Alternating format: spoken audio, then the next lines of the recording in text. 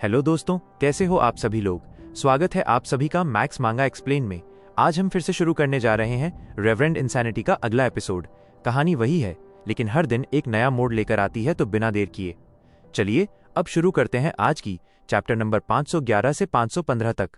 डोंगफोंग you Leong की बात सुनकर ई श्वानमिंग, जियांग वनशान और वानशिन आपस में एक दूसरे की तरफ देखते हुए हल्का सा सिर हिलाते हैं और अपने अपने गू को सक्रिय करते हैं। रैंक 3 का जिन हार्ट ग्यू, जो इंसान के स्पिरिट को बढ़ाने के काम आता है।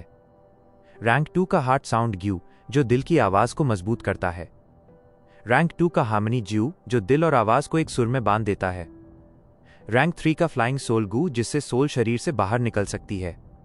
रैंक 3 का सोल चेन ग्यू, जिससे कई सोल्स आपस में जुड़ सकती हैं। रैंक 4 का सोल कॉम्बिनेशन ग्यू, जिससे 3 सोल्स आपस में जुड़कर एक बन जाती हैं। फिर वे तीनों मिलकर किलर मूव तैयार करते हैं। 3 हार्ट्स कॉम्बिनेशन सोल। एकदम बिना आवाज के एक विस्फोट जैसा कुछ होता है और तीनों जू मास्टर्स की सोल्स अपने शरीरों से बाहर निकलकर ऊपर हवा में जाकर एक मजबूत और पूरी सोल में मिल जाती हैं। कुछ पल के लिए 200 ली के दायरे में जितने भी जू मास्टर्स हैं, जिनकी सोल्स कम से कम 500 मैन सोल की है, वे सब अपने अंदर एक बहुत भारी दबाव महसूस करने लगते हैं, जैसे किसी ने उनकी सोल पर वजन डाल दिया हो। जिनकी सोल 500 मैन सोल से कम है, उन्हें कुछ समझ भी नहीं आता। ये दबाव, ये तो पूरी तरह से 1400 मैन सोल के बराबर है। 3 हार्ट्स कॉम्बिनेशन सोल का असर यही होता है। फैंग युआन तुरंत ही समझ जाता है और उसकी नज़र डोंगफोंग ट्राइब के मेन टेंट की तरफ चली जाती है। उसके पास पहले से ही 1000 मैन सोल था, लेकिन सोल एक्सप्लोजन में उसे काफ़ी चोट लगी थी। हालांकि वो अधिकांश फोर्स से बच निकला था, फिर भी उसकी सोल की ताकत घटकर 800 मैन सोल रह गई थी और इन कुछ दिनों में आराम करने के बाद वो धीरे धीरे फिर से बढ़कर 900 मैन सोल तक पहुंच गई थी। 900 मैन सोल भला कैसे टक्कर ले सकता था सामने वाले 1400 मैन सोल वाले दबाव से। दुर्भाग्य से अलायंस आर्मी में इतने ज्यादा लोग खड़े हैं कि मैं इन्हें खत्म भी नहीं कर सकता, नहीं तो मैं सीधा डैंग हन माउंटेन जाता और गट्स गू से अपनी सोल की सारी चोटें आसानी से ठीक कर लेता। फैंग युआन मन ही मन एक लंबी सांस लेकर अपने वुल्फ ग्रुप को चलने का संकेत देता है। रात के भेड़िए, पानी वाले भेड़िए, हवा वाले भेड़िए और टर्टलबैक वुल्व्स की बहुत बड़ी टोली एक भारी नदी की तरह गरजती हुई दुश्मन आर्मी की तरफ दौड़ पड़ती है। वुल्फ किंग, आज तुम्हारी चमक देखने दो हमें। वान शिन, ई श्वानमिंग और जियांग वनशान एक साथ बोल उठते हैं, क्योंकि 3 हार्ट्स कॉम्बिनेशन सोल की वजह से इस समय उनकी सोल्स एक साथ जुड़ी हुई हैं। उनकी हर हरकत, हर शब्द, हर फैसला बिल्कुल एक जैसा, बिल्कुल एकदम सिंक्रोनाइज्ड हो चुका है। उनके आदेश पर steel pincers crabs, crystal drilling crabs और बिग क्यूआई क्रैब्स की बहुत बड़ी भीड़ एकदम से इकट्ठी होकर एक मजबूत डिफेंसिव लाइन बना लेती है, वो भी सिर्फ कुछ ही सांसों के समय में। भेड़ियों का हमला उस डिफेंसिव लाइन से टकराता है जैसे बाढ़ किसी बांध से टकराती है। भेड़ियों के तेज दांत और पंजे उन कठोर क्रैब शेल से भिड़कर जोर जोर से टकराने लगते हैं। Fang Yuan twin headed rhino पर खड़ा दूर से देखता है और हल्की सी नाक से आवाज निकालते हुए वुल्फ ग्रुप को बारीकी से नियंत्रित करता है। उसके नियंत्रण में पूरी वुल्फ ग्रुप लहरों की तरह लगातार हमला करती रहती है। देखते ही देखते क्रैब्स की डिफेंसिव फॉर्मेशन टूटने की कगार पर पहुंच जाती है। ये तो 9 लेयर वाली वेव चार्ज है। जल्दी मेरी मदद करो, मेरी क्रैब ग्रुप ज्यादा देर तक नहीं टिक पाएगी। वॉन सिन ने अभी यही सोचा ही था कि बाकी 2 की सोल ने भी तुरंत वही बात महसूस कर ली। 3 हार्ट्स कॉम्बिनेशन सोल के असर में वे सभी जैसे एक ही इंसान बन चुके थे। एक के दिल में जो बात आए, बाकी दोनों को तुरंत पता चल जाए। चिंता करने की कोई जरूरत नहीं। हे, मेरा क्रोकोडाइल ग्रुप आ रहा है। ई श्वानमिंग के चेहरे पर जरा भी हलचल नहीं थी, बल्कि उसकी आंखों में एकदम गहरा और जोशीला बैटल इंटेंट चमक रहा था। दुश्मन तो मशहूर वुल्फ किंग है, ऐसे अस्तित्व से लड़ पाना इस जिंदगी को सच में बेकार नहीं जाने देता, ऐसा सोचकर उसका दिल भर उठा। उसके कंट्रोल में बड़ी तादाद में 6 लेग्स क्रोकोडाइल, लावा क्रोकोडाइल्स, रॉक क्रोकोडाइल्स और शैडो प्लंडर क्रोकोडाइल्स तेजी से फ्रंटलाइन की ओर भागते चले गए। इन नए बीस्ट ग्रुप्स के आने से डिफेंस लाइन जो ऑलमोस्ट टूटने वाली थी, वो दोबारा मजबूत हो गई और ऐसे लगने लगा जैसे उसे कोई तोड़ ही नहीं सकता। चाहे वो क्रैब्स हों या क्रोकोडाइल्स, ये दोनों ही डिफेंस में बहुत मजबूत बीस्ट होते हैं। और ऊपर से 3 हार्ट्स कॉम्बिनेशन सोल की वजह से ये तीनों आदमी जैसे एक साथ मिलकर एक ही इंसान बन गए हों। उनकी बीस्ट कमांडिंग स्किल एकदम बढ़ गई और डायरेक्टली मास्टर लेवल तक पहुंच गई। फैंग युआन ने हल्की सी आंखें सिकोड़ लीं, लेकिन उनके चेहरे पर जरा भी चिड़चिड़ापन नहीं था कि अब तक कोई खास नतीजा नहीं निकला। अचानक उसने अपने तेज हमले रोक दिए और समझदारी से ऑफेंस को धीमा कर दिया। वो पूरा मन बीस्ट ग्रुप को कंट्रोल करने में नहीं लगा रहा था, बल्कि अपना आधा ध्यान बैटलफील्ड को ऑब्जर्व करने में लगा दिया था, क्योंकि उसके असली दुश्मन ये 3 लोग, जियांग वे और ई नहीं थे। वो बैटलफील्ड के इतने बड़े और महत्वपूर्ण इंसान थे कि शैडो स्वॉर्ड एक्सपर्ट बियान सी स्वान की तरफ से एक और स्नीक अटैक आ सकता था। बैटल शुरू होने के बाद से ही शैडो स्वॉर्ड एक्सपर्ट दिखी ही नहीं थी।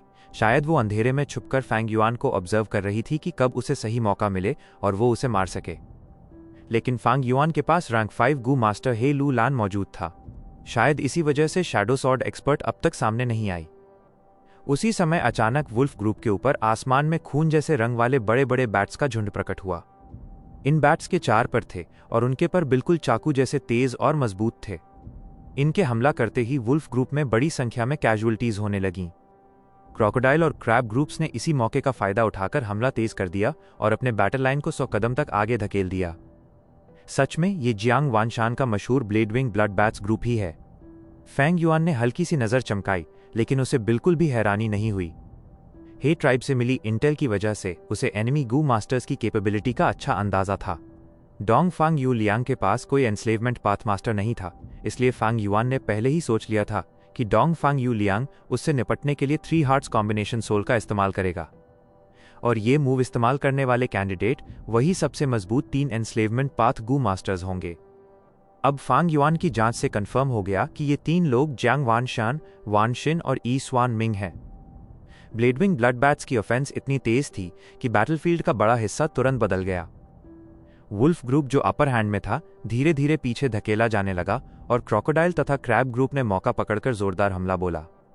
मड क्रैब्स, स्मॉल क्यूई crabs, steel pincers crabs, crystal drilling crabs, 6 legs crocodiles, lava crocodiles, rock crocodiles और शैडो प्लंडर क्रोकोडाइल्स मिलकर एक बड़ा मिक्स्ड आर्मी बन गया, जो एक खुले हुए स्टील फिस्ट की तरह फौलादी ताकत से आगे बढ़ता गया। रास्ते में आने वाले वुल्व्स को हराता हुआ सीधा हे ट्राइब के मेन टेंट की ओर निकल पड़ा। आमतौर पर एनस्लेवमेंट पाथ गू मास्टर्स को साथ मिलकर काम करना मुश्किल होता है। मिक्स्ड बीस्ट ग्रुप्स अक्सर एक दूसरे में बाधा डालते हैं, जिससे शक्ति बढ़ने की बजाय कम हो जाती है। लेकिन ये तीनों वे, जियांग और ई 3 हार्ट्स कॉम्बिनेशन सोल से अपनी सोल मर्ज करके एक इंसान जैसे बन गए थे और अब उनकी शक्ति 1+1 2 से भी ज्यादा थी, जैसे 3 मिलकर किसी विशाल ताकत का रूप ले चुके हों। ब्रदर शान यिन मिक्स्ड बीस्ट ग्रुप की इस तेज चार्ज को देखकर हे लू लान भी दबाव महसूस करने लगा और उसका चेहरा गहरा पड़ गया। अगर ये बीस्ट ग्रुप आगे निकल गया तो उसे ब्लैक बैनर एलीट ट्रूप को पहले ही इस्तेमाल करना पड़ेगा, और एक बार ऐसा हुआ तो वो डोंग फांग यूलियांग के फेदर एरो एलीट ट्रूप को रोक नहीं पाएगा। अब जीत की तराजू धीरे धीरे दूसरी तरफ झुकने लगी थी। फैंग युआन ने हे लू लान से धीमी आवाज में कहा, दूसरे के पास ब्लेडविंग ब्लड बैट्स ग्रुप है जिसका ऑफेंस बहुत तेज है और मेरा वुल्फ ग्रुप हवा में अटैक नहीं कर सकता। और सबसे अहम बात, दूसरे ने 3 हार्ट्स कॉम्बिनेशन सोल का सहारा लेकर 1000 मैन सोल जैसी ताकत हासिल की है और वो इस मिक्स्ड बीस्ट ग्रुप को ऐसे नियंत्रित कर रहा है जैसे एक ही इंसान उसे चला रहा हो। अगर हम इस किलर मूव को तोड़ दें तो ये पूरा मिक्स्ड बीस्ट ग्रुप बिना लड़े ही बिखर जाएगा। हे लू लान की भौहें गहरी सिकुड़ गईं और उसकी आंखों में एक खतरनाक चमक उभरने लगी। उसने फैसला कर लिया, ब्रदर शान यिन, तुम बैटल पर ध्यान रखो, मैं इसे अभी खत्म करता हूं।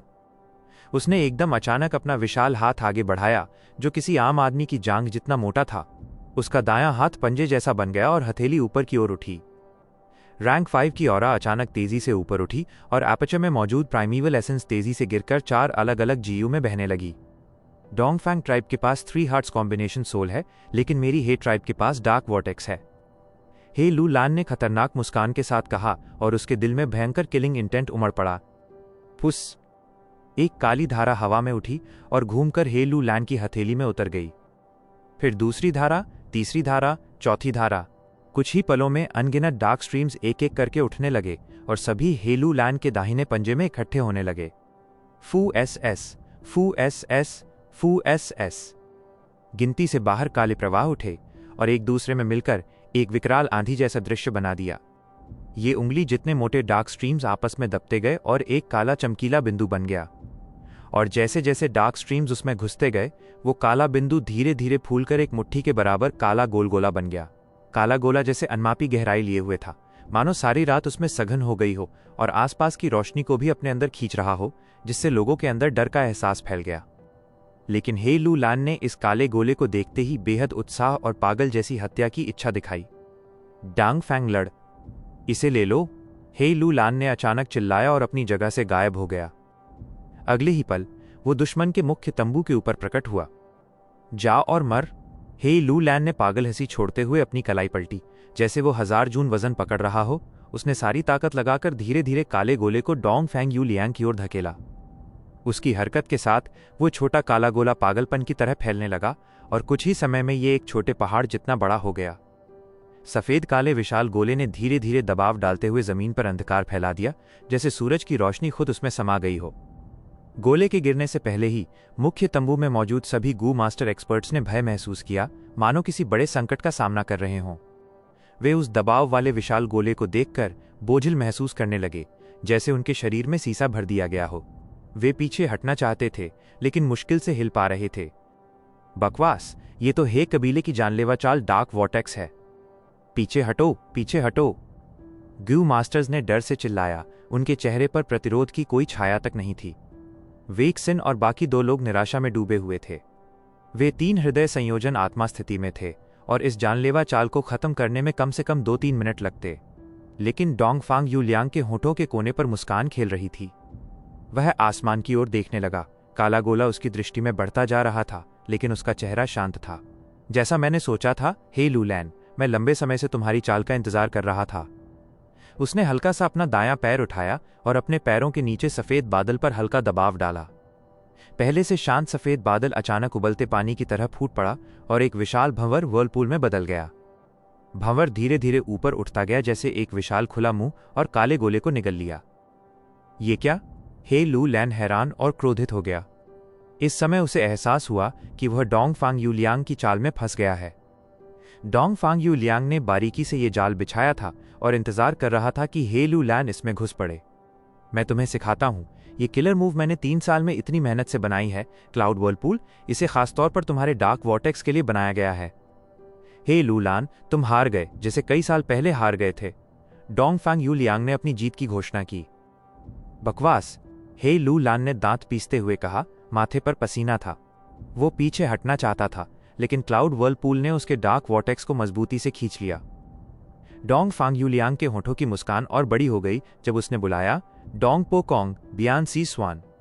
उसकी आवाज जोर से नहीं थी, लेकिन जू वर्म के असर के कारण सबको साफ सुनाई दे रही थी।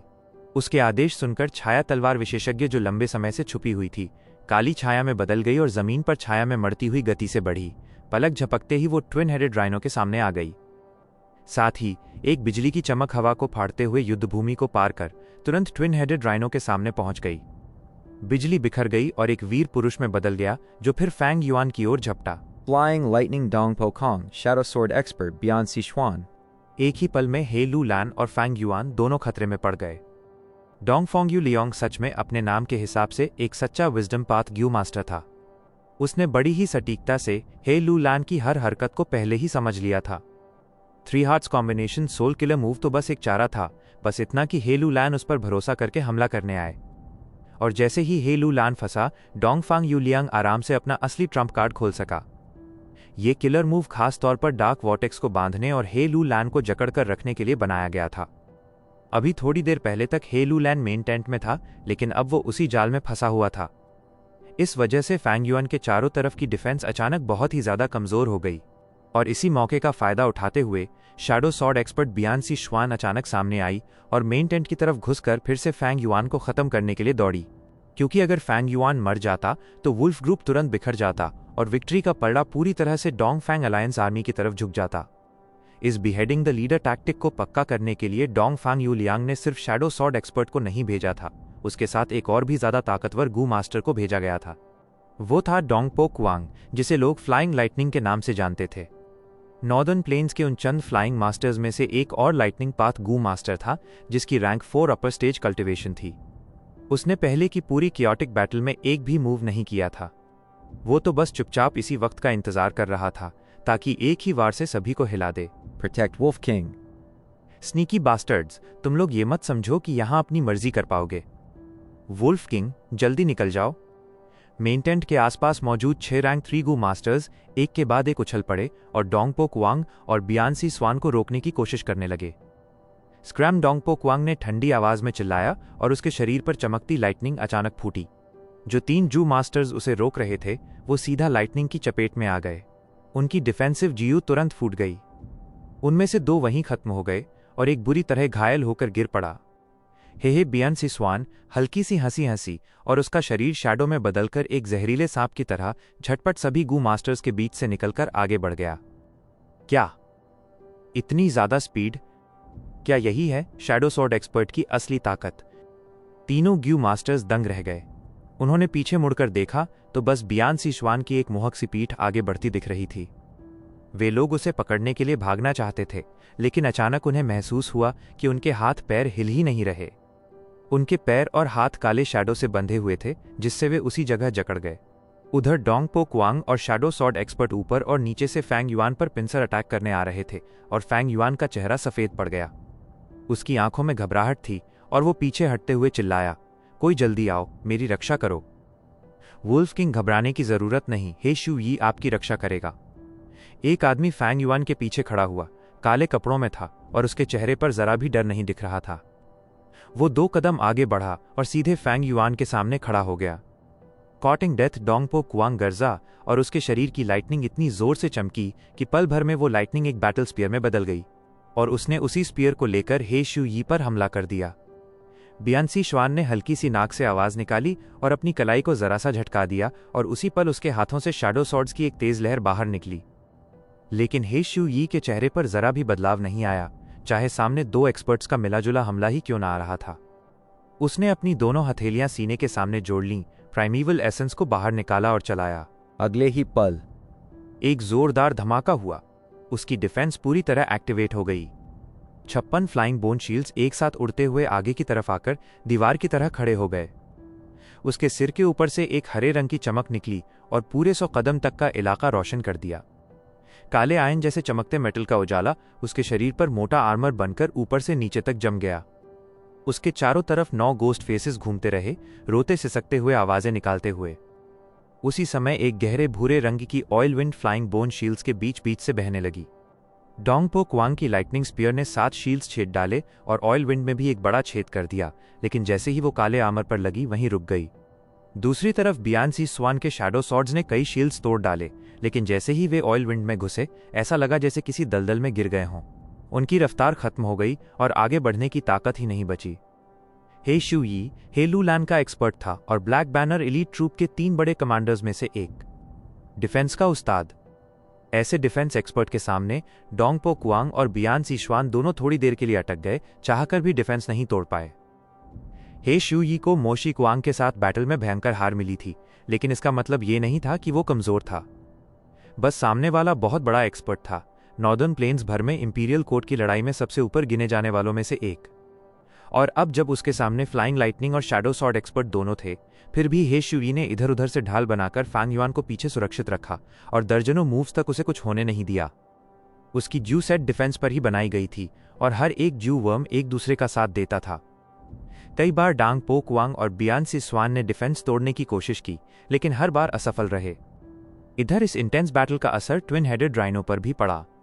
वो दर्द से बौखला गया और बैटलफील्ड में बिना किसी फर्क के एलाइज और एनिमीज सबको कुचलते हुए पागलों की तरह भागने लगा। हे शू यी का चेहरा और गंभीर हो गया। प्राइमीवल एसेंस इतनी तेजी से खत्म हो रही थी कि अब तो लगभग नीचे आ गई थी, जबकि सामने वाले 2 लोग थे और दोनों की प्राइमीवल एसेंस आधी आधी खर्च हो रही थी। ऐसे में हे शू यी एक मुश्किल फैसले के सामने खड़ा था। अब उसके पास 2 ही रास्ते थे। पहला रास्ता ये कि चाहे प्राइमीवल एसेंस खत्म हो जाए, वो आंत पैंतरे से रक्षा करता रहे और उम्मीद करे कि हे लू लैन या कोई और रीइंफोर्समेंट समय पर आ जाए। लेकिन ट्विन हेडेड राइनो पागलों की तरह बैटलफील्ड में दूर निकल गया था। अब रीइंफोर्समेंट्स के समय पर पहुंचने की संभावना कितनी थी? दूसरा रास्ता ये कि वो प्राइमीवल एसेंस बचाए, लेकिन ऐसा करते ही डिफेंस गिर जाएगा और दुश्मनों के ब्रेक थ्रू की संभावना कई गुना बढ़ जाएगी। और अगर वे डिफेंस तोड़कर आगे आए तो पीछे खड़ा फैंग युआन सीधे मौत के मुंह में चला जाएगा। मैं क्या करूं? एक पल के लिए हे शू यी की आंखों में हिचकिचाहट आई, फिर उसकी जगह पक्के इरादे ने ले ली। उसने डिफेंस कम करना शुरू किया। अब वो दुश्मनों के हर हमले के सामने पूरी ताकत से नहीं खड़ा हो रहा था। डांग पो क्वांग और बियान सी श्वान ने तुरंत ये बदलाव महसूस कर लिया। उन्होंने और तेज हमले किए, कुछ रिस्क भी लिए और अंततः डिफेंस तोड़ने के करीब पहुंचने लगे। वुल्फ किंग की पहचान चाहे कितनी भी बड़ी हो, चाहे पूरा स्थिति उसी पर टिकी हो, और चाहे हे लू लान ने खुद हे शू यी को इस चंगशन यिन की रक्षा करने के लिए लगाया हो, लेकिन जब अपनी जान पर बन आई, हे शू यी अपने आप को कुर्बान करने के लिए तैयार नहीं था। अगर यहाँ लॉर्ड हे लू लैन मेरे पीछे खड़े होते तो मैं अपनी जान की परवाह नहीं करता, लेकिन चांगशन यिन तो बस एक आउटसाइडर है। ऊपर से इतनी घमंड भरी चाल चलता है, हर बार मुझे नीचा दिखाता है। मैं क्यों अपनी जिंदगी ऐसे इंसान के लिए खो दूं? वुल्फ किंग मर भी जाए तो भी ब्लैक बैनर आर्मी मौजूद है और हम दुश्मनों से लड़ सकते हैं। हाँ, मुझे अपनी जान बचानी चाहिए और आगे भी ट्राइब के लिए काम करना चाहिए। हे शुई के मन में उस वक्त एकदम तेजी से ख्याल दौड़ रहे थे, जैसे वो खुद को समझा रहा हो कि उसने कुछ गलत नहीं किया। धीरे धीरे उसके दिल पर से बोझ उतरने लगा और उसके अंदर एक तरह की राहत आने लगी। वो पहले तो फैंग युआन की रखवाली कर रहा था, लेकिन अब वो सिर्फ खुद को बचाने पर ध्यान दे रहा था, इसलिए उसका प्राइमीवल एसेंस भी पहले जैसा तेजी से खर्च नहीं हो रहा था। तभी मौका देखते ही बियान सीक्सवान की आंखों में एक तेज चमक उभरी। उसने तुरंत एक खामोशी से बने उस गैप को पकड़ लिया और चिल्लाई कि अब समय आ गया है ओवरलैपिंग शैडो जीयू का। उसने वही ग्यू एक्टिवेट किया जो डोंगफांग यूलियांग ने उसे पहले ही उधार देकर रख दिया था। ये ओवरलैपिंग शैडो ग्यू रैंक 4 की एक रेयर ग्यू थी जो बाजार में लगभग नहीं मिलती थी। इसकी कीमत कई रैंक 5 जीयू के बराबर थी। पहले बियान सीशवान और डोंगफांग यूलियांग दोनों में ये बात पक्की थी कि फांग युआन की हत्या सफल होते ही यह गू बियान सीशवान को इनाम में मिल जाएगी। लेकिन उसकी असैसिनेशन असफल हो गई और फैंग युआन ने ब्रेन एक्सप्लोजन जीयू का भी हिसाब लगा लिया। उसकी गर्वीली नेचर के कारण वो ये ओवरलैपिंग शैडो जीयू अब इनाम में लेने को तैयार नहीं थी। लेकिन इस बैटल से पहले डोंगफांग यूलियांग ने खुद ही इसे उसे उधार दे दिया था, सिर्फ एहतियात के तौर पर। दूसरे लोगों के लिए ओवरलैपिंग शैडो गू भले ही रैंक 4 हो, लेकिन बियान सी स्वान जैसी एक्सपर्ट के लिए ये उसकी बैटल स्ट्रेंथ को आसमान तक पहुंचा देने वाला हथियार साबित होता था। उसके लिए इसकी कीमत रैंक 5 जीयू से भी ज्यादा थी। जैसे ही उसने ओवरलैपिंग शैडो जीयू का इस्तेमाल किया, उसकी कई शैडो सॉर्ड्स एक दूसरे के ऊपर जमती चली गईं और बस एक ही सेकंड में सारी शैडो सॉर्ड्स मिलकर सिर्फ एक तलवार बन गई। वो एक तलवार ऐसी थी जैसे किसी गहरी खाई की काली रात, ठोस जैसे भारी और अंधेरे से भरी। सारी शैडो सॉर्ड्स की ताकत एक ही तलवार में समा गई थी। बियान सीक्सवान ने वो तलवार सीधी आगे की ओर घोंप दी। उस तलवार ने हे शुई की डिफेंस को ऐसे चीर दिया जैसे गरम चाकू से नरम टोफू कट जाता है। तलवार सीधा वुल्फ किंग की ओर बढ़ गई। लंबे समय से टिकी डिफेंस आखिरकार टूट गई। डोंगपो कुआंग ने यह देखकर एक लंबी सांस छोड़ी और वो अब भी हे शुई को रोके हुए था ताकि बियान सीशवान को मौका मिल सके। लेकिन हे शुई अब इस सब की चिंता में नहीं था। उसके मन में तो पहले से ही रिट्रीट का विचार भर चुका था। जब उसे दिखा कि शैडो सॉर्ड एक्सपर्ट चांगशान यिन पर हमला कर रही है, तो यही तो उसका मौका था पीछे हटने का। वो क्यों इस मौके को छोड़े? वो तुरंत पीछे चला गया और 2 सिर वाले राइनो की पीठ से छलांग मारकर भाग निकला। डोंगपो कुआंग उसकी भागती हुई शक्ल देखकर हैरान होकर ठिठक गया। लेकिन फिर उसने सोचा कि सबसे जरूरी है वुल्फ किंग को खत्म करना, इसलिए उसने हे शुई का पीछा नहीं किया। लेकिन फिर उसने जब नजर वापस दौड़ाई तो देखा कि बियान सीशवान की शैडो सॉर्ड तो चांगशान यिन के सीने में पूरी तरह धंस चुकी थी। तलवार इतनी अंदर गई थी कि बाहर सिर्फ उसके हत्थे का हिस्सा ही दिख रहा था। तलवार फांग युआन के सीने को चीरते हुए पीठ की तरफ लगभग बाहर निकल गई थी। बियान सीक्सवान की आंखें लाल हो गईं और उसके चेहरे पर एक पागलपन भरी खुशी छा गई। वो चिल्लाई कि वुल्फ किंग, याद रखना, तुम्हें मारने वाली शैडो सॉर्ड एक्सपर्ट बियान सीशवान है। उत्तरी इलाके के पूरे नॉर्दर्न प्लेन्स में जिसका नाम गूंजता था, वो मशहूर वुल्फ किंग उसके हाथों से मरा था। ये गौरव, ये चमकदार उपलब्धि उसे अंदर से कांपने पर मजबूर कर रही थी। डांग पो कुआंग की भौहें भी खुशी से उठ गईं। उसे लगा अब सब खत्म हो गया। दूर खड़े डोंगफांग यूलियांग जो इन्वेस्टिगेटिव गू से सब देख रहा था, वो भी मुट्ठियां भींचकर खुश हो गया। उसने ऊपर देखकर हेलू लान से कहा कि हेलू लान, चांगशान यिन का सिर कलम हो चुका है। अब रुक जाओ और अपनी हार मान लो। मैं तुम्हें जनरल की कुर्सी दूंगा और इंपीरियल कोर्ट में एंट्री का मौका भी दूंगा। लेकिन उसकी उम्मीद के बिल्कुल उलट हेलू लान ने गुस्से में नहीं बल्कि एक खतरनाक सी मुस्कान दी और बोला कि डोंगफांग यूलियांग, अपनी कुत्ते वाली आंखें खोलकर देख। तभी ट्विन हेडेड राइनो की पीठ से बियान सीशवान और डोंगपो कुआंग दोनों की हैरानी से भरी चीखें सुनाई दी। डोंगफांग यूलियांग को अचानक अंदर ही अंदर बहुत खराब सा एहसास हुआ। उसने तुरंत अपना इन्वेस्टिगेटिव जीयू एक्टिवेट किया और आगे देखा। जो चांगशन यिन खड़ा था, वो अब एक पानी के ढेर में बदल गया था। कई जीयू बाहर उड़ रहे थे, जिनमें से सिर्फ एक वाटर इमेज जीयू बचा था, जिसकी पतली सी स्किन शैडो सॉर्ड से लगभग 2 टुकड़ों में फट गई थी। ये वही वाटर इमेज गू था जिसे वाटर डीमन हाउ जीलियू इस्तेमाल किया करता था। पहले हीरोज असेंबली में भी उसने इसी से सबको धोखा दिया था और फायर प्रोडिगल चाइमिंग को मार गिराया था। इस ग्रेट बैटल से पहले ही फैंग युआन ने ये बात प्लान कर ली थी और हे लू लैन के साथ एक गुप्त योजना बना ली थी।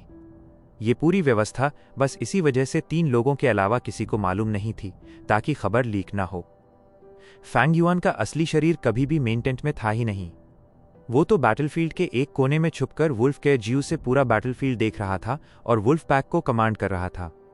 हे लू लैन से जो बातें पहले की थीं, वो सब भी गू वर्म्स के जरिए बनाई गई एक नकली प्रस्तुति थी। बियानसी स्वान और डांग पो क्वांग के चेहरे अब ऐसे हो गए जैसे किसी ने उन पर कालिक पोत दी हो। उनका एक्सप्रेशन बिल्कुल काला पड़ चुका था। उन्होंने इतनी देर तक जान लगाकर फाइट की थी और आखिर में उन्हें पता चला कि उन्हें धोखा दिया गया है। 2 सिर वाले राइनो की पीठ पर बैठे हुए शैडो सॉर्ड एक्सपर्ट और फ्लाइंग लाइटनिंग चारों तरफ नजर घुमाकर देख रहे थे। पूरा बैटलफील्ड बिल्कुल अफरातफरी में डूबा हुआ था। दर्जन भर से ज्यादा रैंक 4 गू मास्टर्स अपनी अपनी बैटल रिंग्स बनाकर लड़ रहे थे। इनमें से 3 मुकाबले खत्म हो चुके थे, जिसमें हे ट्राइब ने 2 जीत लिए थे और डोंग फैंग ट्राइब 1 में जीत पाया था। इधर कई टुकड़ियों के एलीट ट्रूप्स अभी भी आपस में भिड़ रहे थे और डोंग फैंग यू लियांग की चाल के कारण हे ट्राइब का पलड़ा इस हिस्से में भारी नहीं बल्कि हल्का पड़ रहा था।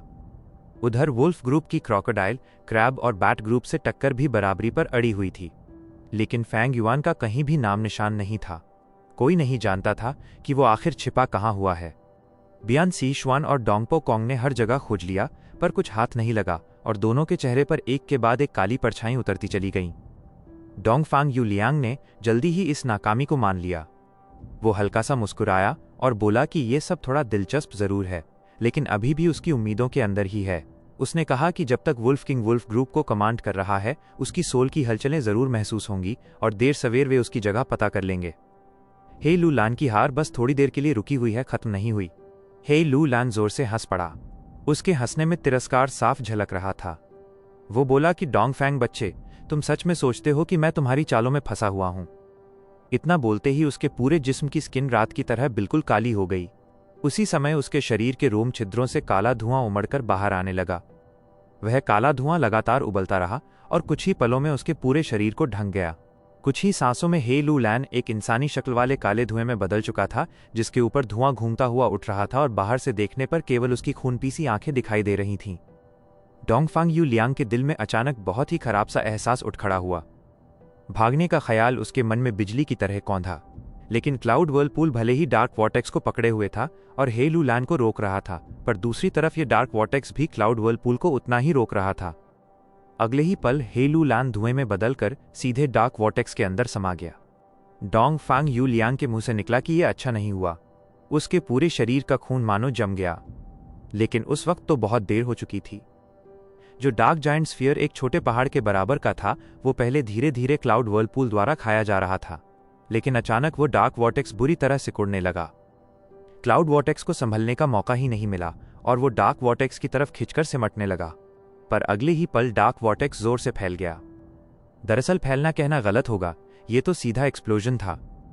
कोई आवाज नहीं थी, एकदम खामोश ब्लास्ट। क्लाउड वर्लपूल 3 सांस तक भी नहीं टिक पाया और डार्क वॉर्टेक्स के विस्फोट में टूटकर बिखर गया। फिर वो डार्क जायंट स्फीयर लगातार बड़ा होता गया और इंसान हो या जानवर, सबको एक आदिकालीन राक्षस की तरह निगलता चला गया। जब वो स्फीयर 10 ली तक फैल गया, तभी वो आधा गोलाकार डार्क स्फीयर खत्म हुआ। न कोई आवाज, न हवा का झोंका।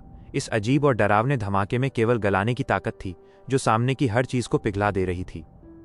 डार्क वॉर्टेक्स मिटने के बाद पूरे 10 ली का बैटलफील्ड साफ हो चुका था। वहां बस हवा में तैरता हुआ हे लू लैन बचा था और जमीन में गहरे गड्ढे में गिरा डोंग फैंग यू लियांग पड़ा था। डार्क वॉर्टेक्स के धमाके के घेरे के अंदर जितने भी बचे हुए ह्यूमंस या बीस्ट्स थे, सबके सब एक झटके में घुलकर बिल्कुल मिट्टी की तरह गायब हो गए। हे लू लैन नीचे जमीन पर पड़े डोंग फैंग यू लियांग को देख रहा था। उसके शरीर पर थकान इतनी हावी थी कि वो हाँफ रहा था और सिर से पांव तक उसका पूरा बदन डार्क रेड खून से भीगा हुआ था, लेकिन उसके होंठों के किनारे एक पागलपन भरी डरावनी मुस्कान फैल चुकी थी। वो जोर से हंसा, हा डोंग फैंग यू लियांग, जब तुम डार्क वॉर्टेक्स को रोकने के लिए क्लाउड वर्लपूल वाला किलर मूव सोच सकते हो, तो मैं भी अपने किलर मूव को और बेहतर बना सकता हूं। कैसा लगा? मैंने तुम्हारे लिए इतनी मेहनत से जो ये बड़ा सा दावत जैसा जाल तैयार किया था, उसका स्वाद कैसा है? इसे मैं अपने सबसे बड़ी ट्रम्प कार्ड की तरह छुपा कर रखता था, अपने ही लोगों को भी नहीं बताया था। हे लू लैन की हंसी पूरे बैटलफील्ड में गूंज उठी। कुछ देर के लिए उसकी ऑरा ऐसा दबदबा बनाकर चारों तरफ फैल गई कि आसपास खड़े सारे जू मास्टर्स भी उसी दिशा में देखने पर मजबूर हो गए, जैसे अचानक हवा ही बदल गई हो और सबकी नजरें उसी पर ठहर गई हों। जब सबने देखा कि हे लू लैन ऊपर वाला हाथ लिए खड़ा है, तो हे ट्राइब के गू मास्टर्स का हौसला आसमान छूने लगा। वहीं डोंगफैंग ट्राइब के गू मास्टर्स के दिल पर भारी दबाव आ गया। जनरल्स ही असल में अपनी अपनी आर्मी का साहस होते हैं। हे लू लैन और डोंगफांग यू लियांग की ये लड़ाई पूरे सैनिकों के लिए बेहद अहम थी। ये सिर्फ किसी एक की जान पर नहीं, बल्कि पूरे बैटलफील्ड के भविष्य पर असर डालती थी। हे लू लैन अभी भी हंसी रहा था कि अचानक उसके मुंह से डार्क खून के कई घूंट बाहर निकल आए। हालांकि किलर मूव बेहद ताकतवर था, मगर यह खुद को भी नुकसान पहुंचाता था। इसे सेल्फ हार्मिंग मूव माना जाता है। नतीजा चाहे जो भी हो, एक्टिवेट होते ही डार्क वर्टेक्स किलर मूव में इस्तेमाल हुए ज्यादातर ग्यू वर्म्स वहीं मर जाते हैं, और ग्यू वर्म्स मरते हैं तो बैकलैश भी ग्यू मास्टर को ही झेलना पड़ता है। लेकिन फिर भी ये मूव उसके लिए फायदे का ही सौदा था। एक ही मूव में हे लू लैन न सिर्फ जाल से बाहर निकल आया, बल्कि डोंगफांग यू लियांग पर दबाव भी बना दिया, और साथ ही वे शिनजियांग वानशन और ई श्वानमिंग तीनों को, जो 3 हार्ट्स कॉम्बिनेशन सोल स्टेट में थे, खत्म भी कर दिया। इन तीनों की मौत होते ही मिक्स्ड बीस्ट ग्रुप में कोई उन्हें संभालने वाला नहीं रहा, और जैसा कि फैंग युआन ने पहले कहा था, वो टोली तुरंत टूटकर एक दूसरे से ही लड़ने लगी। अब वो मिक्स्ड बीस्ट ग्रुप हर तरफ भाग रहा था, बेकाबू होकर हमला कर रहा था। बैटलफील्ड पहले से ज्यादा अराजक हो गया।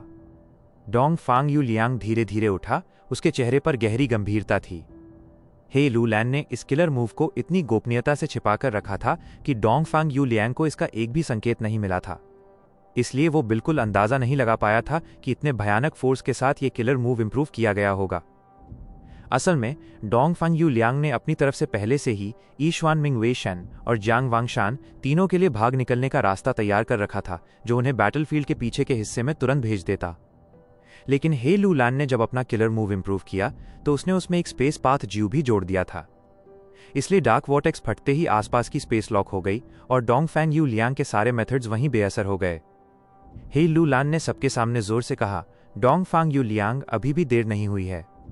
अगर तुम मान जाओ और सरेंडर कर दो तो मैं सारी पुरानी दुश्मनी भूल जाऊंगा और तुम्हें अपना फर्स्ट मिलिट्री एडवाइजर भी बना दूंगा। डोंगफांग यू लियांग हल्की ठंडी हंसी हंसा। हे लू लैन की लस्टफुल नेचर सब जगह मशहूर थी, और वो डोंगफांग चिंग यू पर काफी वक्त से बुरी नजर रखता था। डोंगफांग यू लियांग शायद किसी और ताकत के सामने झुक जाए, लेकिन हे लू लैन के सामने कभी नहीं झुक सकता। वो बोला, हे लू लैन, तुम बहुत ही ज्यादा ऑप्टिमिस्टिक हो। भले तुम्हारी तरफ थोड़ा अपर हैंड है, मगर विक्ट्री अभी बहुत दूर है। आओ लड़ो मेरे साथ। 7 स्टार लाइट, डोंगफांग यू लियांग ने धीरे से कहा, और उसके आसपास 7 अलग रंगों की रोशनी एक एक करके उठी। ये 7 लाइट्स अलग अलग रंगों की थीं, लगातार उसके चारों तरफ घूमते हुए सुंदर लाइट ऑर्बिट बनाती हुई। ये डोंगफांग यू लियांग का मशहूर सिग्नेचर किलर मूव था। इन 7 लाइट्स के अलग अलग असर थे, और इनकी शक्ति से डोंगफांग यू लियांग ने स्टार थॉट गू एक्टिवेट कर दिया। एक तेज हूश की आवाज हुई। गिनती से बाहर थॉट्स चमकते हुए आसमान की तरह फैले। इन स्टार थॉट्स की चमक इतनी तेज थी कि धूप भी उन्हें नहीं ढक पाई। कुछ ही सांसों में डोंगफांग यू लियांग के पास दसियों हजार स्टार थॉट्स इकट्ठे हो गए। आसमान में इन स्टार लाइट्स ने मिलकर एक विशाल स्टार क्लाउड जैसा रूप बना लिया, जो तेज रफ्तार से आगे बढ़ रहा था। डोंगफांग यू लियांग ने ऊंची आवाज में कहा, हे लू लैन, इसे संभालो, और उसने अपने पास मंडरा रहे स्टार थॉट्स को हे लू लैन की तरफ उछाल दिया। इतने बड़े पैमाने के स्टार थॉट्स हवा को चीरते हुए इतनी भव्यता से आगे बढ़े कि देखने वालों की सांसें थम गईं। हमफ हे लू लैन की आंखों के गहरे अंदर एक हल्की सी दहशत चमक कर गायब हो गई। विजडम पाथ के ग्यू मास्टर्स कभी भी कमजोर या बेबस नहीं होते। हर ग्यू मास्टर पाथ के पास अपने अलग अलग हमला करने वाले तरीके होते हैं।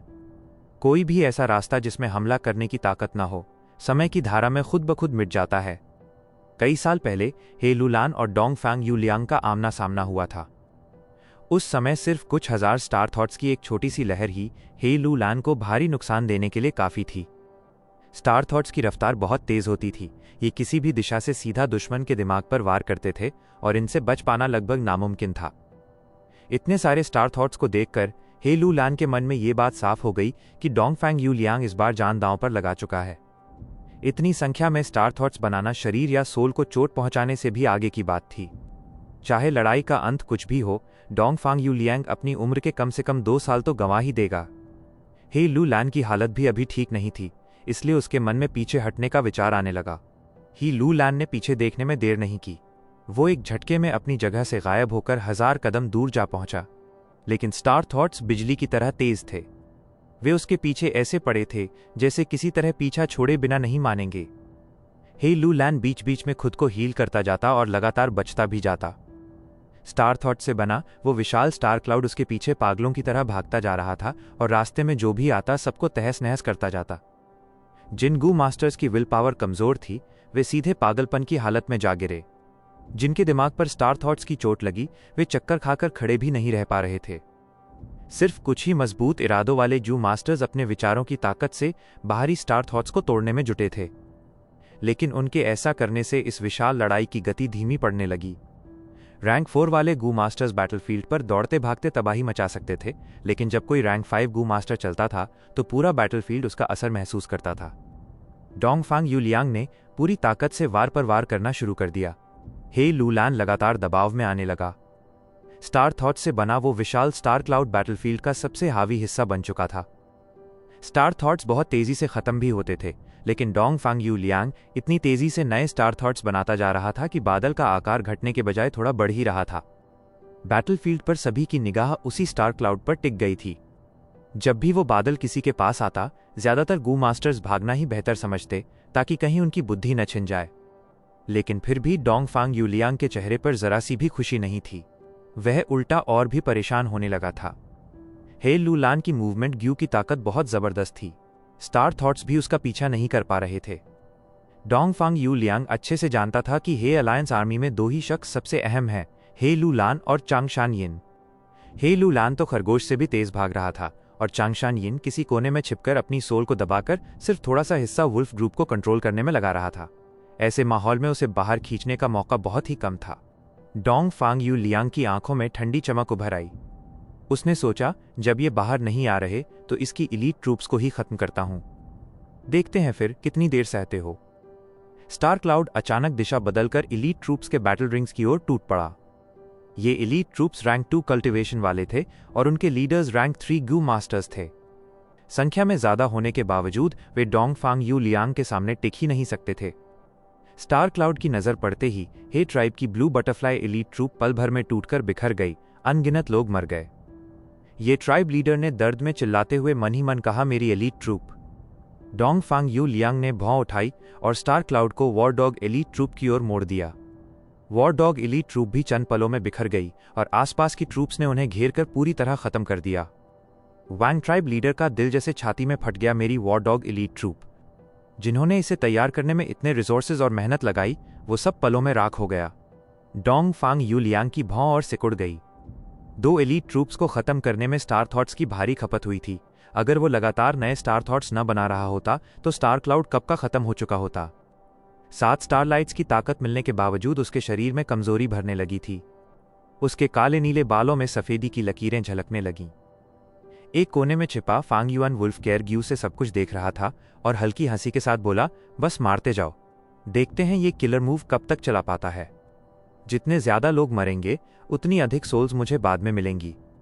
जीत आखिर हमारी ही होनी है और इंपीरियल कोर्ट में जाने का हक फिर भी मुझे ही मिलेगा। डोंगफांग यूलियांग एलीट ट्रूप्स को खत्म करके फांग युआन को बाहर निकालना चाहता था, लेकिन ऐसी उम्मीद रखना तो सिर्फ उसके मीठे सपनों जैसा था। लड़ाई लगातार चलती ही जा रही थी।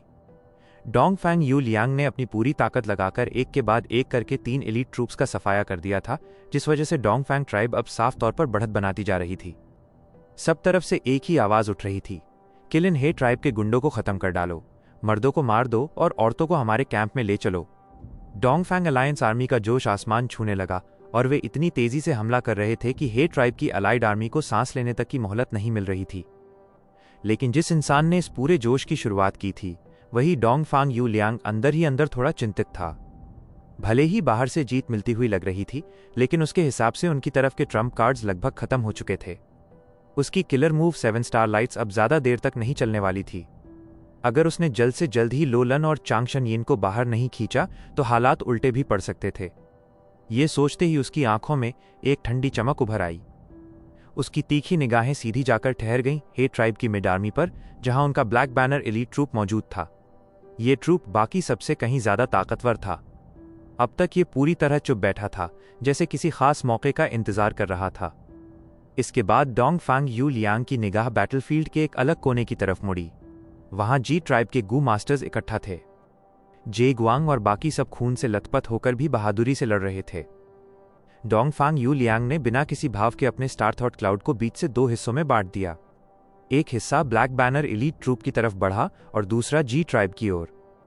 जैसे ही स्टार क्लाउड उनकी तरफ आया, ब्लैक बैनर आर्मी के तीनों कमांडर्स डर से फीके पड़ गए। उन्होंने तुरंत आदेश दिया, डिफेंस सब लोग मिलकर अपनी जीयू एक्टिवेट करो। ब्लैक बैनर एलीट ट्रूप के सारे हेड्स अपनी पूरी ताकत लगाकर जीयू एक्टिवेट करने लगे। बैटल थॉट गू, स्टार थॉट गू और एम्प्टी थॉट गू की तरह ही विजडम पाथ की गू होती है।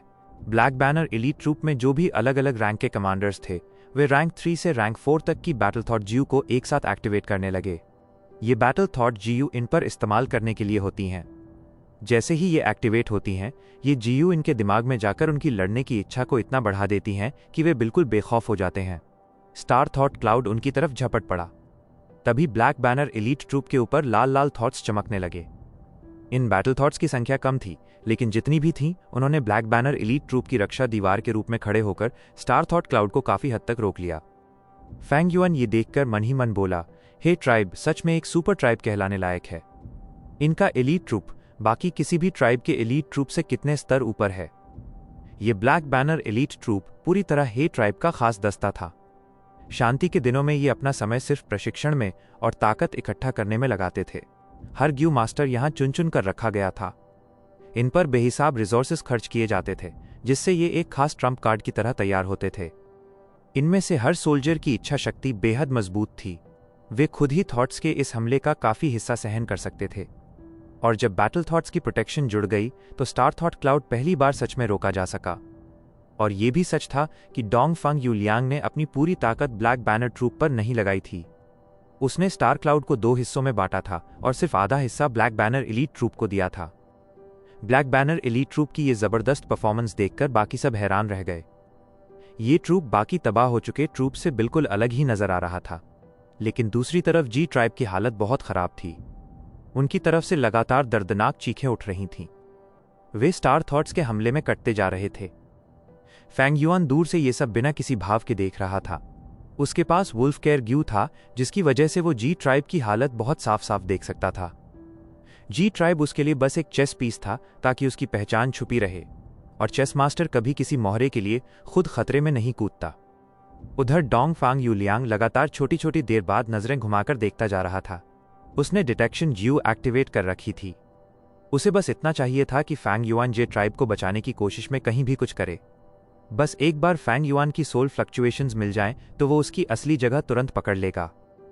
लेकिन जितनी देर गुजरती गई, फैंग युआन पूरी तरह चुप बैठा रहा। वुल्फ किंग की ये ठंडी, बेपरवाह हरकत देखकर डोंगफांग यू लियांग की पीठ तक सिहर उठी।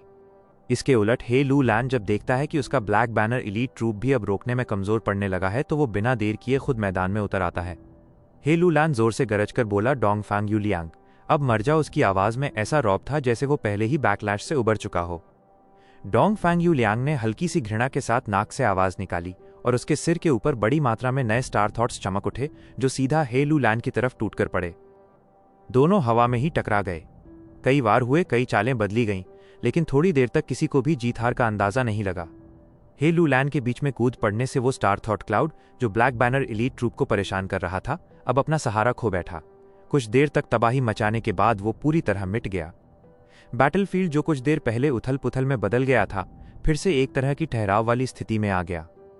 दर्जन भर रैंक 4 बैटल रिंग्स में से कुछ का नतीजा आता ही जा चुका था। कहीं मौत, कहीं भारी चोटें। उनमें से विंड डीमन और वाटर डीमन अभी भी जूझ रहे थे। शैडो स्वॉर्ड एक्सपर्ट बियान सी श्वान और फ्लाइंग लाइटनिंग डोंगपोकोंग बैटलफील्ड में इधर उधर बिजली की तरह घूम रहे थे। इन दोनों के पास बेहद शानदार मूवमेंट जीयू थे।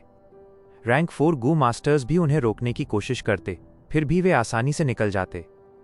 ये दोनों लगातार फैंग युआन को ढूंढने में लगे थे, लेकिन फैंग युआन पूरी तरह से छुपा बैठा था। उसने एक भी हरकत नहीं की, और उसी वजह से इनकी सारी कोशिशें बेकार जाती रहीं। उसी समय नीयू ब्लेस्ड लैंड में एक गू इमॉर्टल मर्द और एक गू इमॉर्टल औरत आराम से चाय पीते हुए टेबल के ऊपर उठते हुए स्मोक इमेज को देख रहे थे। वो स्मोक इमेज लहरें मारता हुआ हे ट्राइब और डोंगफैंग ट्राइब की लड़ाई के बिल्कुल साफ सुथरे दृश्य दिखा रहा था। बैटलफील्ड का हर कोना बेहद स्पष्ट नजर आ रहा था। फीमेल गू इमॉर्टल टैन बी या ने नजरें हटाकर मुस्कुराते हुए मेल गू इमॉर्टल डोंग फांग चांग फैन की तरफ देखा और बोली, ऐसा लग रहा है कि इस लड़ाई का फैसला डोंग फांग यूलियांग और हेलू लान के बीच की लड़ाई से ही होगा। जो भी जीतेगा उसी की तरफ पलड़ा भारी होगा। डोंग फांग यूलियांग, ये यंग मैन कमाल का है। हे ट्राइब की तुलना में बहुत कमजोर आर्मी होने के बावजूद बैटलफील्ड को बराबरी तक ले आया है। लगता है ब्रदर चैंग फैन की गाइडेंस अच्छी चल रही है। डोंग फांग चांग फैन की सूरत में एक पुराना शाही सा अंदाज था। उसकी आंखें अलग अलग रंगों की हल्की चमक छोड़ती रहती थीं। नॉर्दर्न प्लेन्स का ये अकेला विजडम पाथ गू इमॉर्टल हल्की गर्दन हिलाकर बोला, असल में मैंने उसे 2-3 बातों से ज्यादा कुछ बताया ही नहीं, लेकिन हाँ, यह लड़का बहुत काबिल है और काफी रोचक भी है। लौटकर उसने मेरी शान उधार लेकर खूब प्रचार किया और ऊपर उठ गया। इसकी प्रतिभा अच्छी है और मेहनत भी बहुत करता है। मैंने उससे वादा भी किया है कि अगर वो इंपीरियल कोर्ट का लॉर्ड बन गया तो मैं उसकी छोटी बहन को ठीक कर दूंगा और उसे अपने सक्सेसर्स में गिनूंगा। तन बिया थोड़ा चौंकी इंपीरियल कोर्ट का लॉर्ड, फिर हल्का सा मुस्कुराकर बोली, ब्रदर सीधी बात कहने की इजाजत दें, इस बार के इंपीरियल कोर्ट कॉन्टेस्ट में मुझे तो डोंग फैंग ट्राइब के मौके बहुत अच्छे नहीं लगते। इस बार जो कैंडिडेट्स चर्चा में हैं उनमें येलुई ट्राइब का येलुई संघ सबसे ऊपर माना जा रहा है। सुना है इस बार येलुई ट्राइब के सुप्रीम एल्डर येलुई लाई ने चोरी से एक इमॉर्टल ग्यू उसे दे दी है। ये तो अब सबको पता ही है। डोंग फांग चांग फैन हल्का हंस पड़ा। येलुई ट्राइब भले ही ह्वांगजिन फैमिली का हिस्सा है और नॉर्दर्न प्लेन्स की सुपर ट्राइब्स में से एक है, पर लगातार 8 राउंड से उन्होंने इंपीरियल कोर्ट नहीं जीता।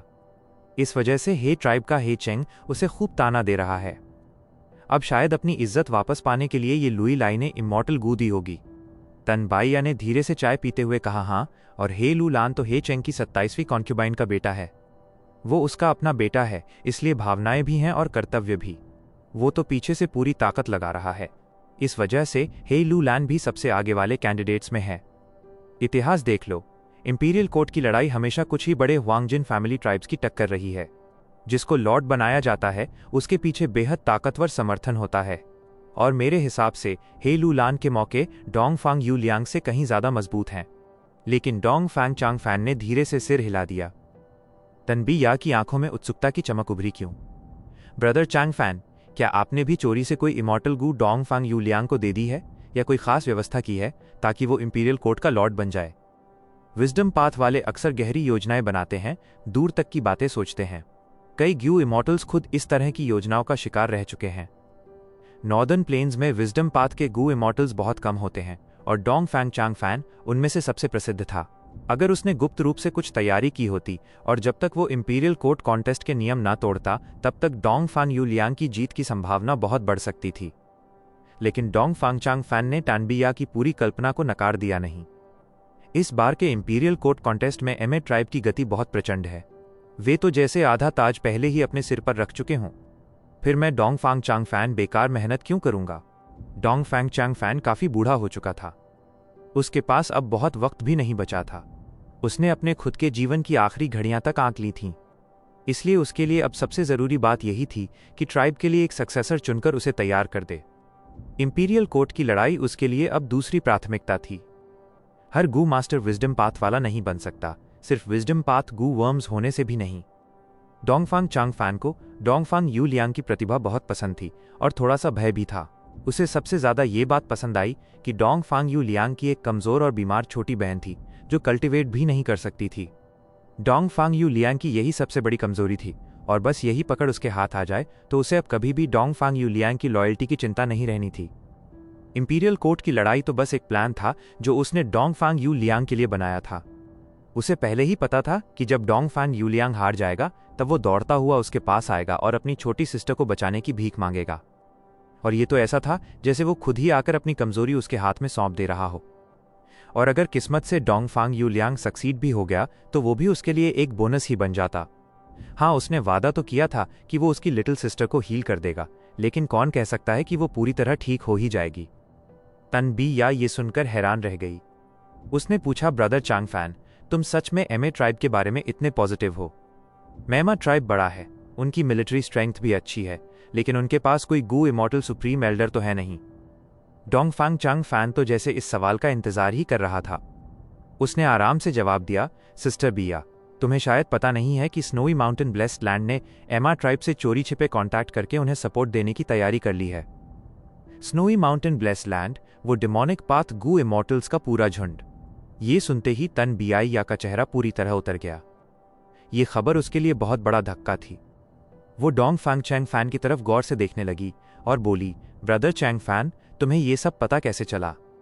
डोंग फांग चैंग फैन ने गर्व से मुस्कुराकर कहा, मैंने खुद डिड्यूस किया है। तुम पहली हो जिसे ये सच्चाई बता रहा हूं। तन बियाइया ने बात का बड़ा हिस्सा तुरंत मान भी लिया।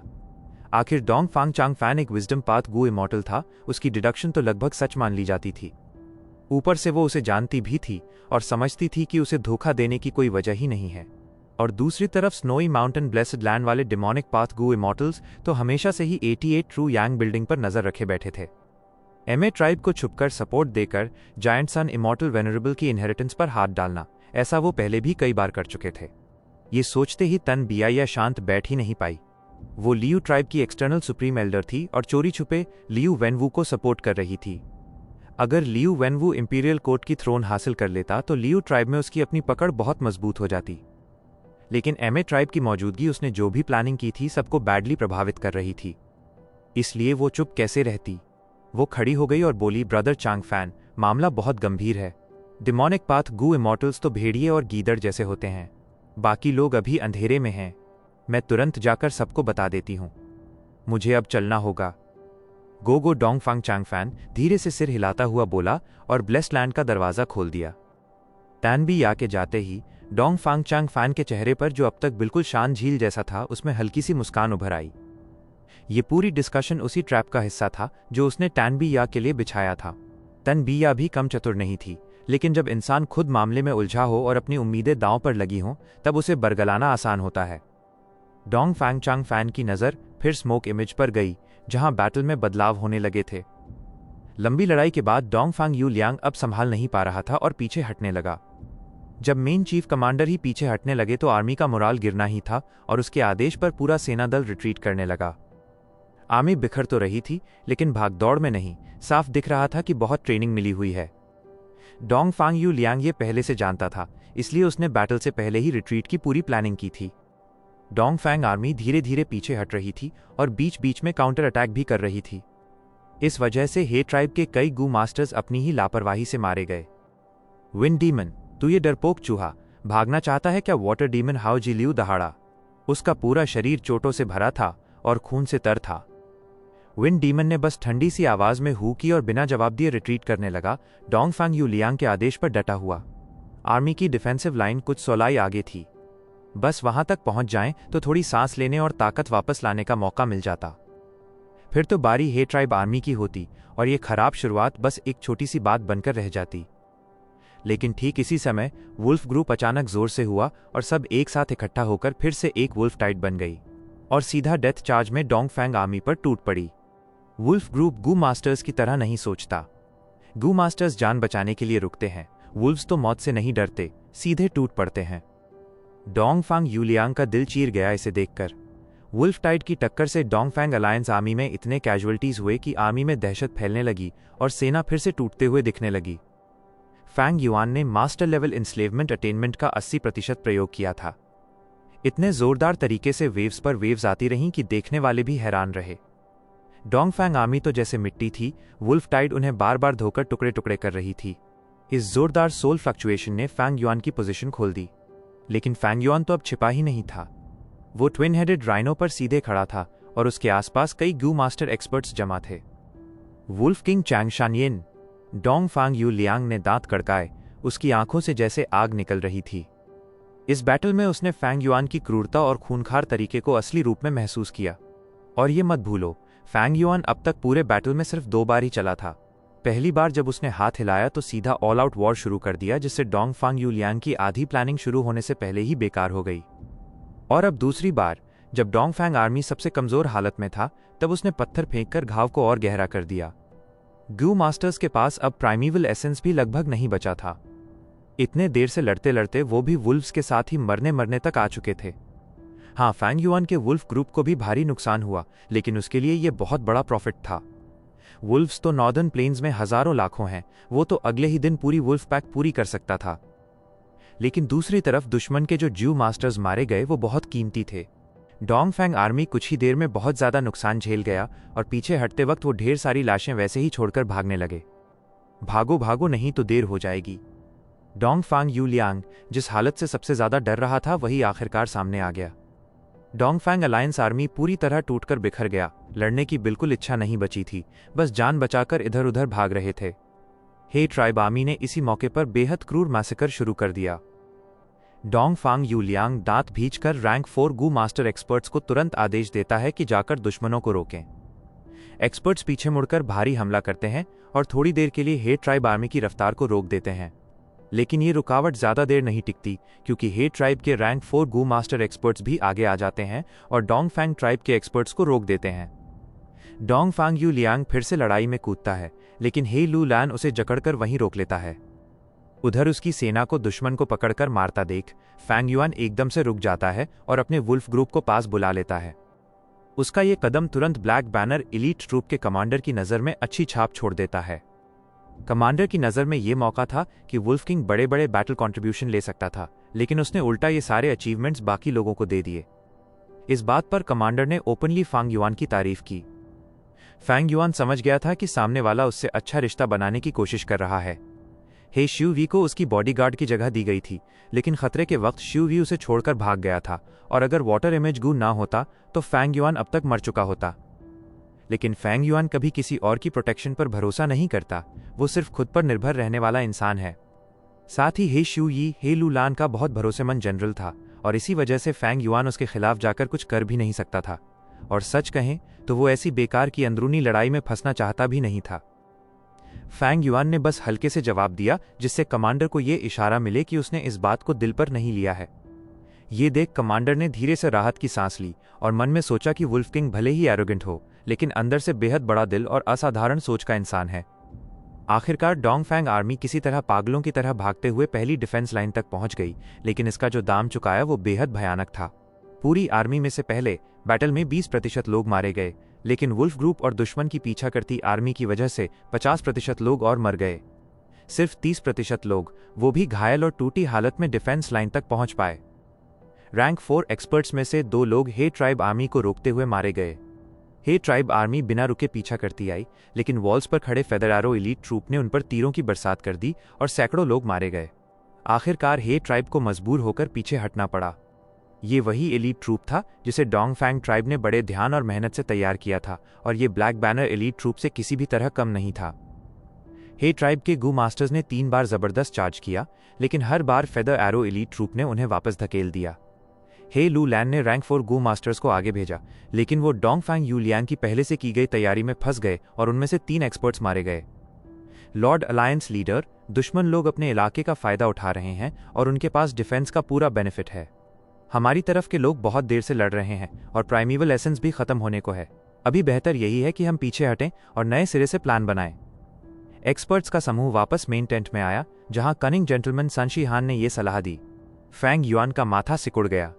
अपने प्रीवियस लाइफ की मेमोरी के कारण उसे पता था कि डोंग फैंग यूलियांग हालात संभालने में उस्ताद है।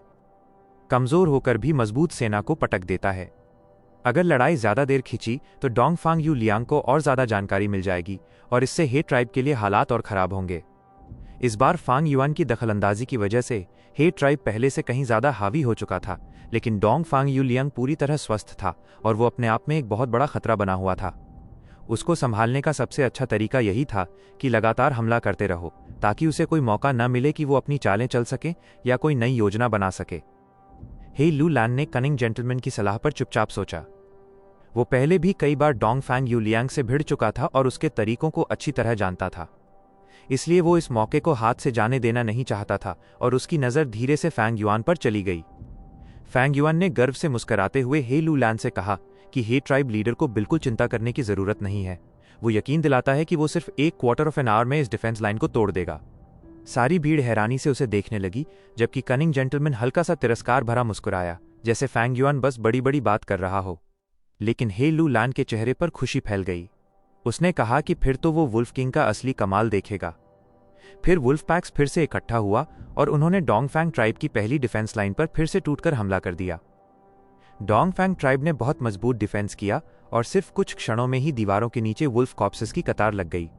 हे ट्राइब के लोग ये देखकर घबरा गए।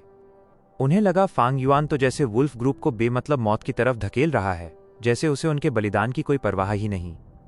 खासकर फेदर एरो एलीट ट्रूप, जो लॉन्ग डिस्टेंस अटैक में माहिर थे और दीवारों पर हवा की दिशा के साथ खड़े होकर हमला कर रहे थे। रैंक 4 एक्सपर्ट्स इमरजेंसी रिस्पॉन्स की तरह एक जगह से दूसरी जगह भाग रहे थे। जहां भी कोई जगह टूटने जैसी लगती, वे तुरंत पहुंचकर उसे बचा लेते। डोंगफैंग ट्राइब की डिफेंस लाइन सच में किले जैसी मजबूती से खड़ी थी।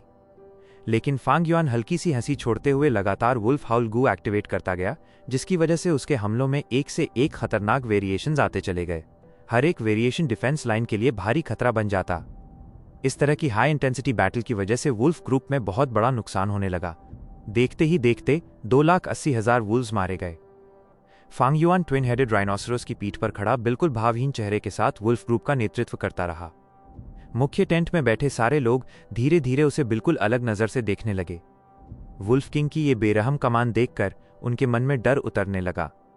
इतनी विशाल और खौफनाक वुल्फ टाइड को देख कुछ लोग खुद को बेहद छोटा और कमजोर महसूस करने लगे। डोंगफांग यू लियांग भारी चेहरे से चिल्लाया कि वुल्फ किंग चांगशान यिन का दिल कितना सख्त है, क्या वो किसी को भी बख्शना नहीं चाहता। वुल्फ ग्रुप की इतनी बड़ी कुर्बानियों के बदले में डोंगफैंग आर्मी की प्राइमेवल एसेंस तेजी से खत्म हो रही थी। डोंगफैंग यू लियांग को अब गहरा पछतावा होने लगा। अगर उसे पहले से पता होता कि हालात ऐसे बनेंगे तो वो ही लोलन को छोड़ देता, लेकिन चांगशन यिन की जान जरूर ले लेता। आखिरकार डोंगफैंग ट्राइब के गू मास्टर्स अब और नहीं झेल पाए और वुल्फ ग्रुप के लगातार हमले ने उन्हें इतना थका दिया कि सांस लेने तक का मौका नहीं बचा। प्राइमेवल एसेंस पुनः भरने तो दूर की बात। आखिरकार डोंगफांग यू लियांग को मजबूर होकर रिट्रीट का आदेश देना पड़ा। जैसा फैंग युआन ने पहले ही कहा था, 1/4 ऑफ एन आवर के बाद डोंगफैंग ट्राइब की पहली डिफेंस लाइन टूट गई। डोंगफांग यू लियांग अपने पीछे कुछ घायल और अपंग गू मास्टर्स को छोड़कर तेजी से अपनी बाकी सेना को लेकर दूसरी डिफेंस लाइन की ओर भाग गया। फैंग युआन ने अपने वुल्फ ग्रुप को पीछे बुला लिया और रास्ता छोड़ दिया ताकि हे ट्राइब की आर्मी आगे बढ़ सके।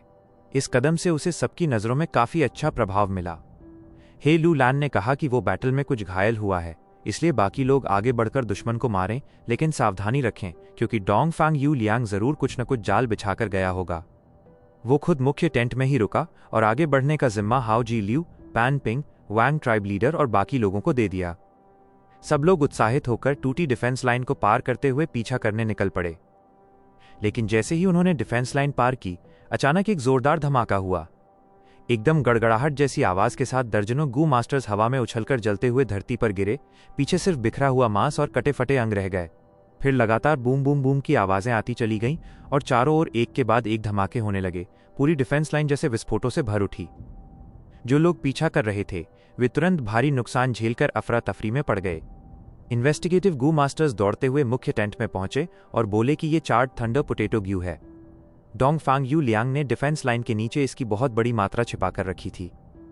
हे लू लैन का चेहरा गंभीर हो गया और उसने हाथ हिलाकर उन्हें बाहर भेज दिया। अब उसे बिल्कुल साफ हो गया कि डोंगफैंग यू लियांग ने उसे अच्छी तरह धोखा दिया है। इतनी बड़ी संख्या में चार्ड थंडर पोटैटो ज्यू लगाना बहुत लंबा समय मांगता है, और ये समय उसे किसने दिया था, ये बात भी अब स्पष्ट हो गई। बैटल शुरू होने से पहले डोंगफांग यू लियांग ने जानबूझकर चैलेंज लेटर भेजकर युद्ध शुरू करने की मांग की थी।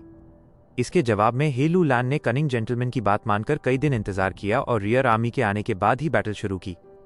इसी विलंब ने डोंगफांग यू लियांग को ये फंदे बिछाने का पूरा मौका दे दिया। धमाके लगातार चलते ही जा रहे थे, जैसे उनका कोई अंत ही न हो, और उसी वजह से हे ट्राइब की आर्मी में बहुत भारी घायल और जनहानि हो गई। सबसे बड़ा नुकसान तो ये हुआ कि उनका पीछा करना बिल्कुल रुक गया। हे ट्राइब की आर्मी बस दूर खड़ी होकर देखती रह गई, जबकि डोंगफैंग ट्राइब के बचे हुए सैनिक आराम से भाग निकले। चार्ड थंडर पोटैटो गू भले ही रैंक 2 का एक छोटा सा गू था जिसकी ताकत भी सीमित थी, लेकिन इसकी तादाद इतनी ज्यादा थी कि किसी को भी परेशान करने के लिए काफी थी। इसके अलावा इनके बीच कई rank 3 muffled thunder potato Gu भी थे और कुछ rank 4 thunder clap potato Gu भी मिले हुए थे। जो मास्टर्स भले ही अपने डिफेंसिव जो सक्रिय करके जान बचा लेते, लेकिन प्राइमेवल एसेंस का खर्च बहुत ज्यादा हो जाता, और ऊपर से उड़ने वाले ग्यू वर्म्स वाले ग्यू मास्टर्स बहुत कम थे। और जिनके पास फ्लाइंग ज्यू था वो भी अगर सामने वाले को पकड़ लेते तो उनकी ताकत कम होने की वजह से उल्टा डोंगफैंग ट्राइब उन्हें मारने का मौका पा जाता। जो ग्यू मास्टर्स कुछ देर पहले तक जोश में भरे हुए थे और सोचे बैठे थे कि आज खूब बड़ी मेरिट्स बनाएंगे, वही सब अब चोटों से भरे बुरी हालत में कैंप लौट कर आ रहे हैं। आज हमने बहुत बड़ी जीत हासिल कर ली है, डोंगफैंग का वो लड़का बस अपनी मौत को थोड़ी देर के लिए पीछे धकेल रहा है। मैं उसे बाद में भी मजे से मार सकता हूं। हे लू लैन ने खुद को समझाया और फिर पोस्ट वॉर के कामों में लग गया। बैटलफील्ड साफ करना, घायलों का इलाज करना और किसने क्या मेरिट पाया इस सब की लिस्ट बनाना, ये सब बड़ा लंबा और थकाने वाला काम था। फैंग युआन को इन सब बेकार की बातों में अपना समय गंवाना बिल्कुल पसंद नहीं था। उसने एक साधारण बहाना बनाया और मुख्य तंबू से निकलकर अपने लार्ज लिजर्ड हाउस जू में लौट आया, जहां वो अपनी कल्टीवेशन में लगा रहा। इस लड़ाई में उसने इतनी बड़ी कंट्रीब्यूशन कर डाली थी कि उसने बहुत कम बार हाथ चलाया, लेकिन हर बार उसका वार बिल्कुल सही समय पर पड़ा। उसके मिलिट्री सक्सेस और उसकी पक्की ताकत को देखकर कनिंग जेंटलमैन भी चुप हो गया और बाकी सबका मुंह भी बंद हो गया। वुल्फ किंग धमाके में घायल नहीं हुआ। डोंगफांग यू लियांग ने डिटेक्टिव गू मास्टर द्वारा लाई गई जानकारी सुनी और उसके मन में थोड़ा अफसोस हुआ। इस लड़ाई के बाद उसने फैंग युआन को अपना सबसे बड़ा दुश्मन मान लिया, जिसकी खतरा हे लू लैन से भी ज्यादा था। चांगशन यिन बहुत चालाक और निर्दयी था।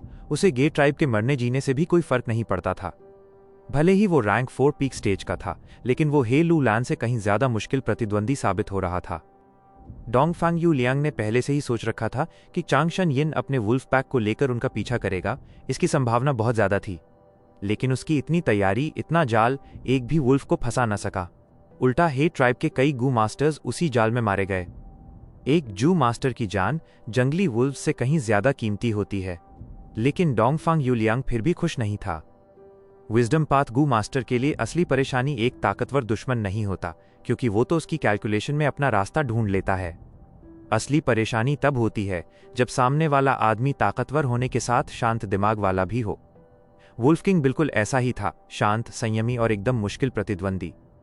इसी फैंग युआन के कुछ सही समय पर किए गए वारों ने डोंगफैंग की आर्मी को थोड़ा कमजोर होने की हालत से निकालकर सीधे पूरी तरह हारने पर मजबूर कर दिया। अब दोनों तरफ की ताकत में साफ अंतर दिखने लगा। हे ट्राइब पूरी तरह हावी हो चुकी थी और डोंगफैंग की आर्मी पूरी तरह पीछे धकेल दी गई थी। इस लड़ाई के लगभग खत्म होने पर नीयू ब्लेस्ड लैंड के अंदर डोंगफांग चांगफैन ने अपनी नजरें स्मोक टेबल से हटाईं और उसे धीरे से अपनी बाह में समेट लिया। बिना किसी विशेष डिडक्शन के ही वो समझ चुका था कि इस जंग के बाद डोंगफैंग यू लियांग अब पूरी तरह डिसएडवांटेज में जा चुका है।